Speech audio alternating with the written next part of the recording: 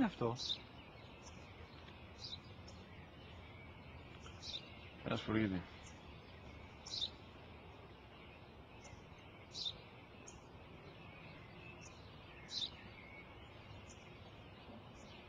Τι είναι αυτό?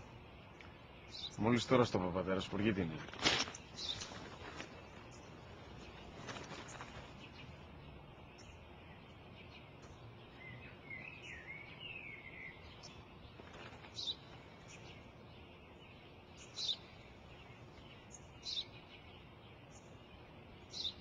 Τι είναι αυτό?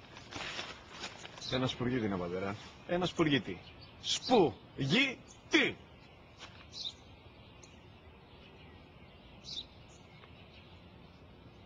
Τι είναι αυτό? Γιατί το κάνεις αυτό το πράγμα, μπορείς να μου πεις? Τόσες φορές σου είπα, είναι ένα σπουργίτι! Δεν το καταλαβαίνεις!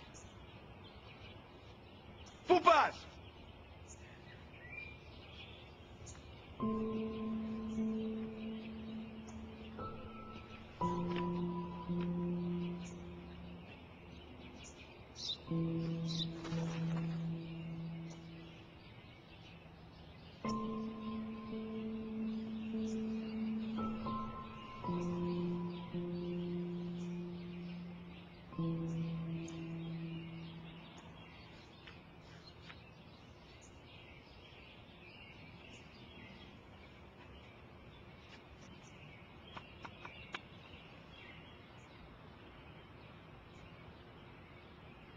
Δυνατά.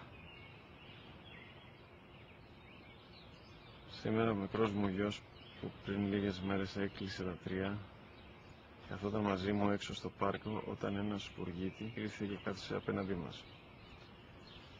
Ο γιος μου με ρώτησε 21 φορές τι ήταν αυτό και του απάντησε και τις 21 φορές ότι ήταν